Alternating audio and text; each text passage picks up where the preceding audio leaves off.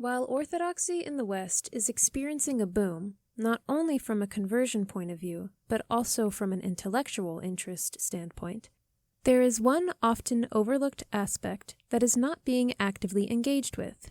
In this channel, our hope is not only to raise awareness about Orthodox women in the West, but also to highlight the unique characteristics of their situation. In this second video regarding Orthodox women, we shall be discussing the realities of being an Orthodox woman in the U.S. through the prism of what an Orthodox woman is in historical Orthodox countries from Eastern Europe.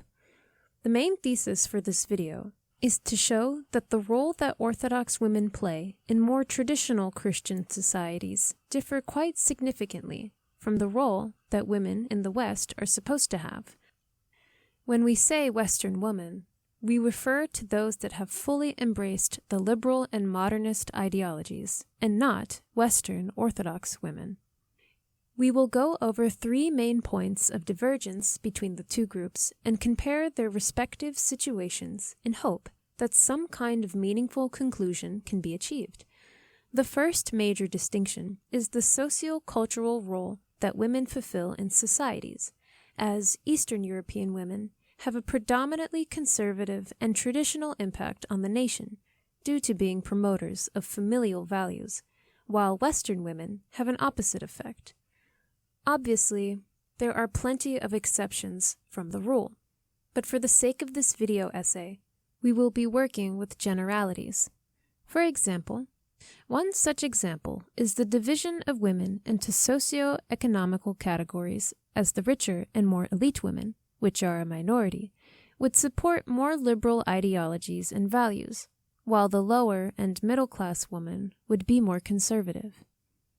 Moving forward, the axis of Eastern European countries goes along the line of mother-wife, as opposed to the daughter-sister one. The mother-wife duo emphasizes priority given to these two roles within the society as meriting a larger share of honor and respect than the other grouping.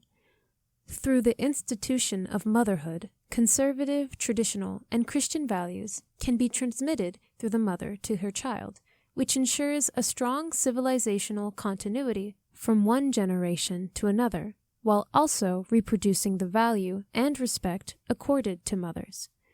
In the same vein, the civilizational institution of the wife still retains the highly religious undertones from the sacrament of marriage and represents a natural pathway into the institution of motherhood. Thus, these two concepts are intimately linked with each other and represent the tried and tested modality through which the Christian society has been transmitted and reproduced generation by generation since the time of the apostles. This does not mean that in order to transmit conservative and Christian values, women need to be mothers or wives. What we are expressing is simply the general mechanism behind the survival of a Christian nationhood. On the other hand, the daughter-sister duo puts an emphasis on more pragmatic and innovative values, which in themselves are not wrong, but they slowly chip away at the traditional core of society, if they are not kept in check. Western-style democracies generally follow the daughter-sister duo and place more importance on the individual female freedom in relation of competition with the family unit and society at large, while the mother-wife grouping focuses on the woman freedoms within the family and society.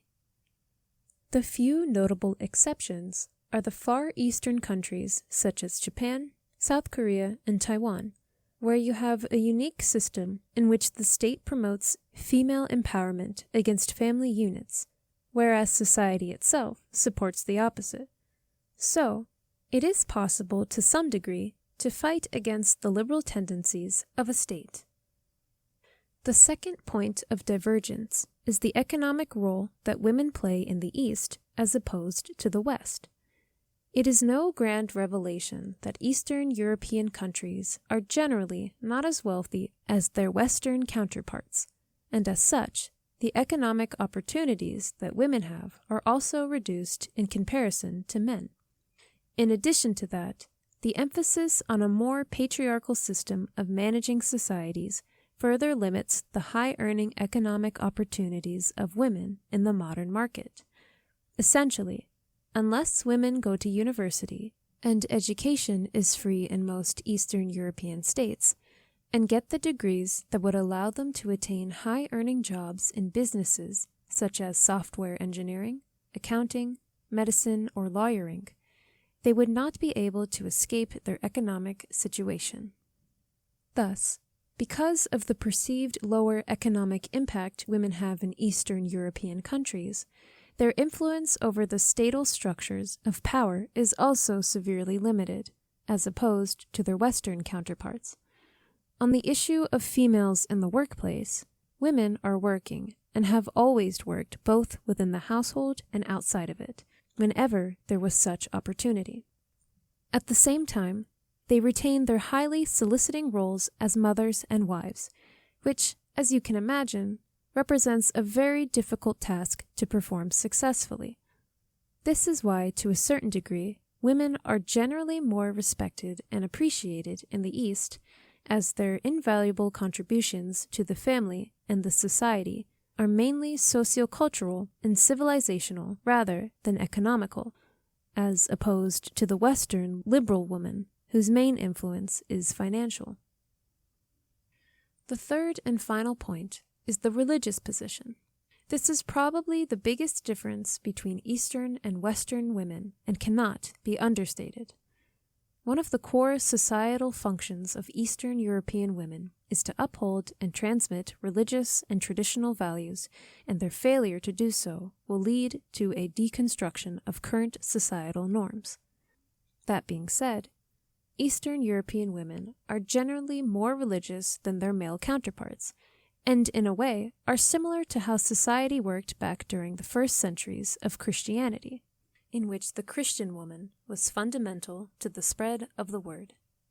Generally, the image that we can form regarding Eastern European women is in comparison to female saints that exemplify self-sacrificial traits, such as piousness in the face of adversity, long-term sacrifice and denial for their loved ones, resourcefulness in difficult times, and never-ending patience.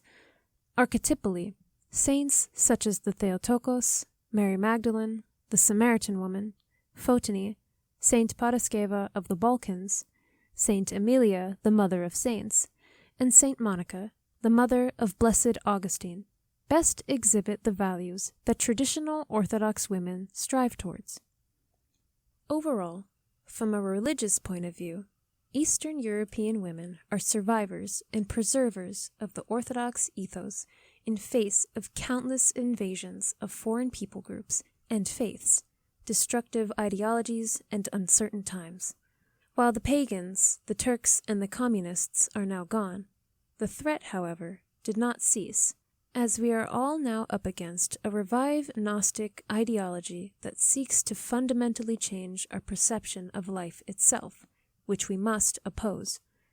This is the same ideology that Western liberal women proclaim and promote in the place of genuine religion. In conclusion, what's left of the original Christian womanly values can be found in Eastern European women, and, as we have provided in this video, it is not an attractive position to be in from a self-sacrificing point of view. But that is the best we've got so far. For those concerned about importing foreign principles from backward states on a forgotten continent, do not fear, as a complete transformation is neither advisable nor achievable. Additionally, let's all remember that the land of Israel in the Old Testament was lesser in almost all cultural, civilizational, and innovational aspects compared to the giants of the old, the Egyptians, Mesopotamians, Persians, Greeks, and Romans, except in areas that truly matter, religion and society. Life was hard, but blessed. All this being said, and as the Western Orthodox women watching this video can testify, they are already doing the same as their Eastern counterparts. You see, the women that have fully embraced the message are already in the thick of things, struggling and battling daily various evils and temptations, sometimes successfully and other times less so, but trying over and over again, never giving up and never letting go. That is our aim. Following Christ's teachings is a hard but rewarding task, especially when there are families and children involved. Sometimes we feel trapped between the cold, harsh reality of a brutal world that does not care about us and seeks to crush our spirit, and the warm, welcoming embrace of God which promises to liberate us if we fight the good fight honorably and patiently. However, the real question is not how to achieve an Orthodox ethos, as individuals can do that through prayer, sacraments, and patience, but how to implement those Christian values in today's American society. This is a question that I cannot answer, as it is mainly the mission of the Western Orthodox churches and jurisdictions, and represents one of the single most important topics of this age for Western Orthodox women. With that being said, this does not mean that we, as laymen and women, cannot provide valuable insights and inputs on this subject. The failure to reproduce an Orthodox ethos in future generations affects us all and will spell the doom for Orthodoxy in America, as women are at the forefront of this war, since we are the main transmitters of sociocultural and religious values. This directly affects us. God willing, through prayer, hard work, and sacrifice, we shall achieve our goals. Until then, the reality of the Orthodox woman in America remains split between two worlds.